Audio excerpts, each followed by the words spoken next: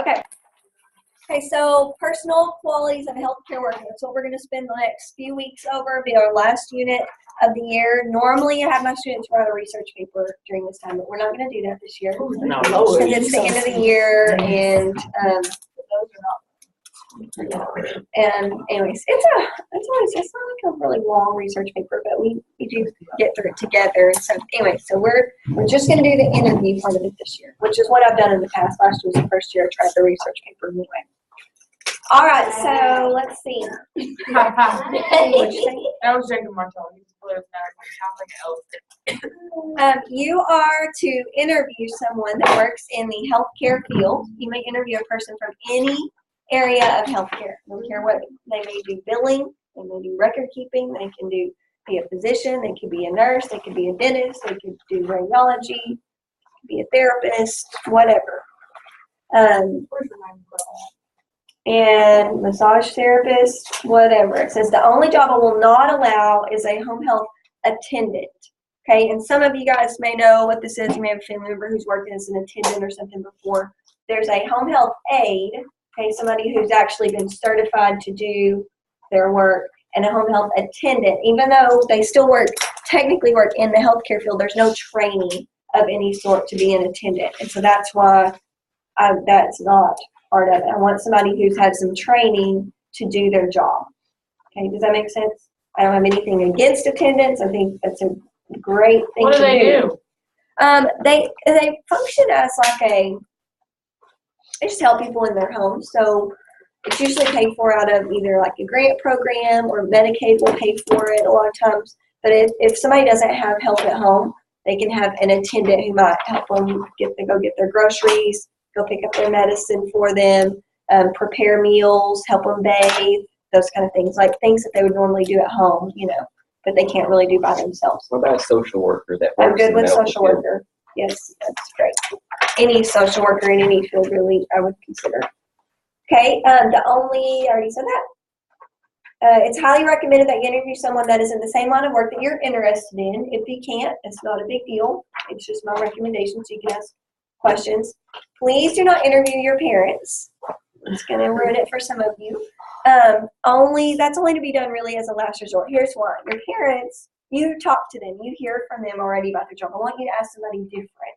Okay. I use my grandma, because she's in this too. Sure, that's not on here, but yes. What if we don't have anybody to interview, like in our family? We have to go to a doctor. You got Miss Murray. She works up here. You can ask you can call your doctor and ask to talk to a nurse. People will let you do this. It's not any big deal. Anybody. They could be a therapist.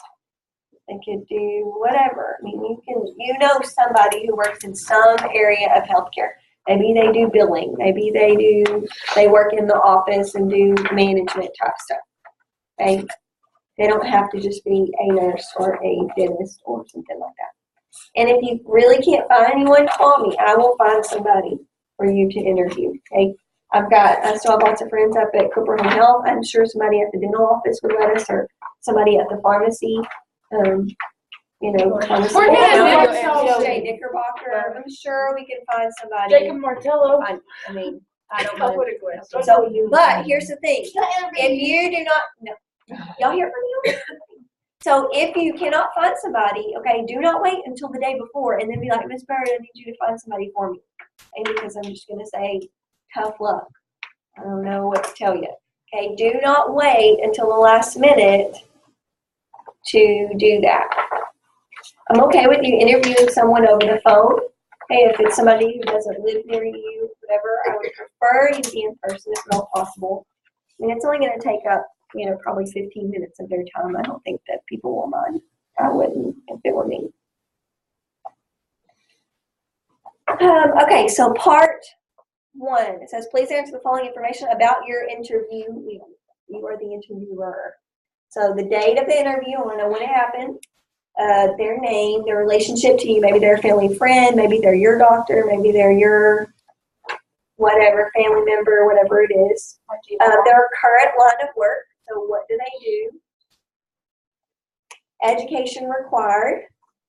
Okay, so let them tell you. It's going to be different for some. And then any skills or certifications that they hold. Do they have anything extra? Are they a part of the emergency nurse pediatric corps? Do they have their CPR training? Do they have their coding training? Whatever it is, they have a certification or a license or anything like that. Okay.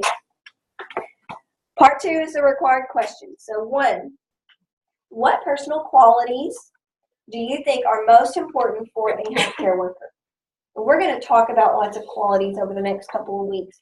And you know, if they're like, oh, I'm not really sure, maybe you can say, well, you know, what about honesty, or what about whatever? You know, you can kind of get them started. And we'll talk about lots of them.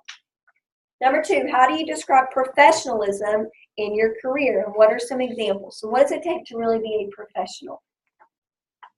3, how important are good communication skills in your career? And if they answer with things like yes, very, whatever, you need to like draw a little bit more out of them. Okay, if they're like, oh yeah, they're very important. Okay, that's not going to write a paper for you. You still have to write a paper. It's just not it's just going to be like an essay. Okay, that's not going to help you whenever it comes time to write your essay. You need to say, oh, okay. Well, tell me, can you give me an example of when you use good communication skills, or maybe when bad communication skills didn't work out right, or why is that important? That's a good way to ask. Just why is that important in your career? Okay, why usually gets you more than a one-word answer. 4, what does good time management look like in your career? 5, why is it important to have integrity? Y'all know I like that word. At your workplace. Why is integrity important? And then number 6, you can make your own question. Number 7, you make your own question. Okay? So whatever that may be. Now remember, this is about qualities of a healthcare worker. You're welcome to ask them what a starting salary and all that is, but salary is not really a quality of a healthcare worker. So that's kind of the direction we're going.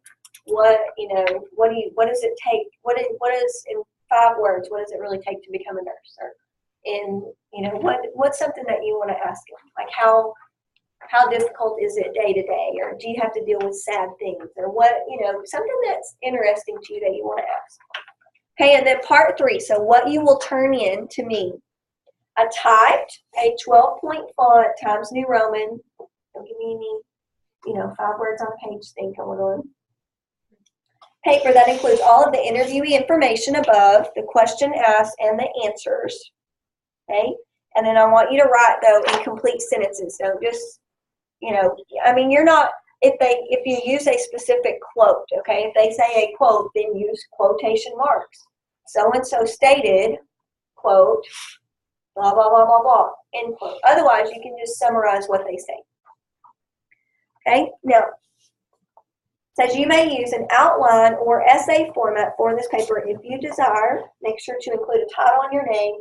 And then I also want your written interview notes. Like while you're talking to them and taking notes on what they say, I want you to keep those and turn those in with your paper.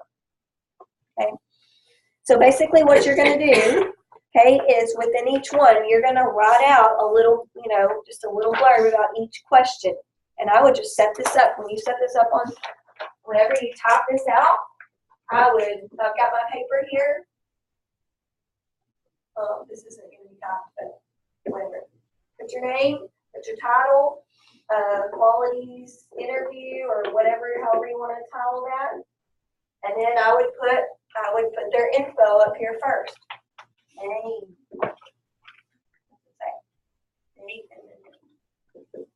Okay, name, relationship. I just list that all out, and then I'd go down here. Question number 1, write it out, and then put your summary down here. Okay. Now it says you can use outline form. Oh, outline or essay format. That just means this. This is outline format. I like outlines, so that's how I would do this. But if you want to make each question its own paragraph in the essay, you can do it that way if that comes easier for you. Does that make sense? So I'm just thinking, I'm not even like my thing is like when you say the outline, so do you want the question and then under it you want like the answer? Yeah. Like the summary. Like you could put number 1, what personal qualities you think are most important for a healthcare worker, and then indent. I'm like indenting with the whole body here. Indent, put your answer, go back to question number 2. So you actually can use like an outline, like I'm talking like Roman numerals with the letters. Like, sure. Right. But underneath each Roman numeral, I still want you to do your summary, Okay. like Roman numeral 1 would be question number 1. What personal qualities do you think are most important? And then underneath that, you would put your summary, okay? And each summary, I don't want a 1-line or 2-line summary. Like, I want a good answer, okay, from them. If they give you a 1-word answer to your question, you need to, draw out a little more information. Okay, if they've been doing that job for a long time, they're going to have more than a 1-word answer for these questions. Yeah, like my grandma. Have them give you examples. Have them whatever. So, When is that agenda? This Wednesday. I did not. Let's see. The last day of school. Well, let's go over the rubric first, and then I'll give you that date. I'll look at the calendar. Okay, on the back is the grading rubric. So the fact that it's typed, neat, and organized, and the interview notes are attached is 10 points. Okay, that means I want to be able to follow it. Okay, if I can't tell what question you're answering, you may not get credit for it. It's written in complete sentences. Okay, make sure you go back and read it. A good way to check your papers is to go back and read your paper out loud to yourself. Okay, if it doesn't sound right, it probably isn't. The interviewee information is complete. That's 10 points. You have that little blurb figure that's written out about their name, relationship, line of work, and all that. And then you've got your 7 questions. Each one's worth 10 points. Okay. Okay, let's make for you guys in here. I will so rock this. Well, we'll go ahead and